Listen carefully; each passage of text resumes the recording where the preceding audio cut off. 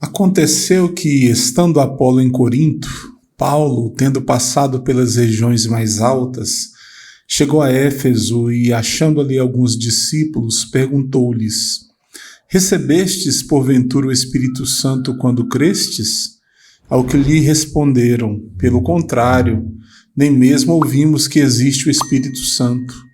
Então Paulo perguntou: Em que, pois, fostes batizados? Responderam: No batismo de João. Disse-lhes Paulo: João realizou batismo de arrependimento, dizendo ao povo que cresce naquele que vinha depois dele, a saber, em Jesus. Eles, tendo ouvido isto, foram batizados em nome do Senhor Jesus. E impondo-lhes Paulo as mãos, veio sobre eles o Espírito Santo. E tanto falavam em línguas como profetizavam. Eram ao todo uns 12 homens. Durante 3 meses, Paulo frequentou a sinagoga, onde falava ousadamente, dissertando e persuadindo com respeito ao reino de Deus, visto que alguns deles se mostraram empedernidos e descrentes, falando mal do caminho diante da multidão. Paulo, apartando-se deles, separou os discípulos, passando a discorrer diariamente na escola de Tirano. Durou isto por espaço de 2 anos, dando ensejo a que todos os habitantes da Ásia ouvissem a palavra do Senhor, tanto judeus como gregos. E Deus, pelas mãos de Paulo, fazia milagres extraordinários, a ponto de levarem aos enfermos lenços e aventais do seu uso pessoal, diante dos quais as enfermidades fugiam das suas vítimas, e os espíritos malignos se retiravam. E alguns judeus exorcistas ambulantes tentaram invocar o nome do Senhor Jesus sobre possessos de espíritos malignos, dizendo: Esconjuro-vos por Jesus, a quem Paulo prega. Os que faziam isso eram 7 filhos de um judeu chamado Seva, sumo sacerdote. Mas o espírito maligno lhes respondeu: Conheço a Jesus e sei quem é Paulo, mas vós, quem sois? E o possesso de espírito maligno saltou sobre eles, subjugando a todos, e de tal modo prevaleceu contra eles, que desnudos e feridos fugiram daquela casa.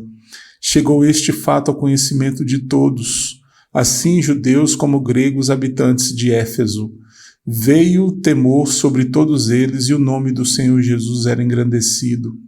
Muitos dos que creram vieram confessando e denunciando publicamente as suas próprias obras.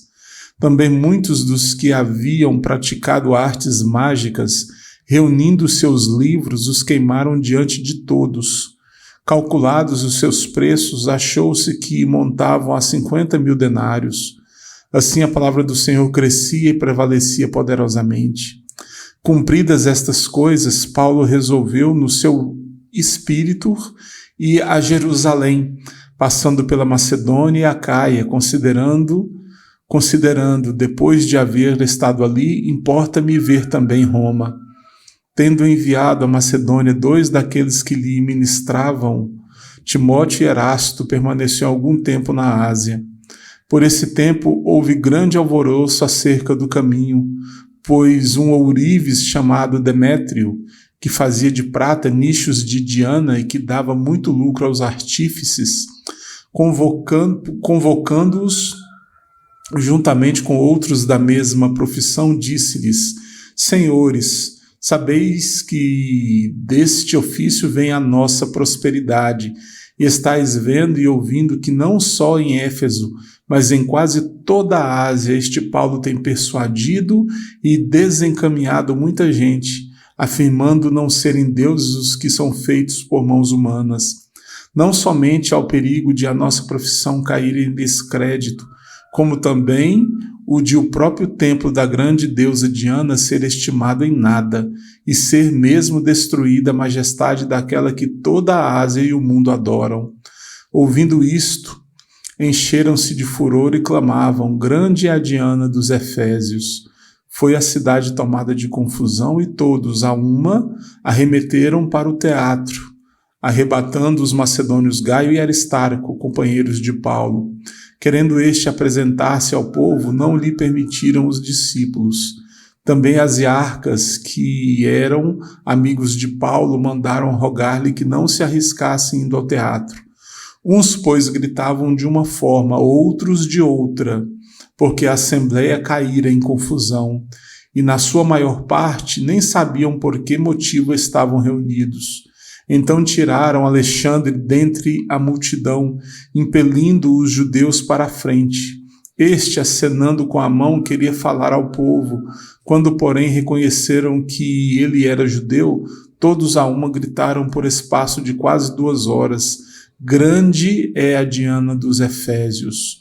O escrivão da cidade, tendo apaziguado o povo, disse: Senhores Efésios, quem porventura não sabe que a cidade de Éfeso é a guardiã do templo da grande Diana e da imagem que caiu de Júpiter? Ora, não podendo isso ser contraditado, convém que vos mantenhais calmos e nada façais precipitadamente, porque estes homens que aqui trouxestes não são sacrílegos, nem blasfemam contra a nossa deusa.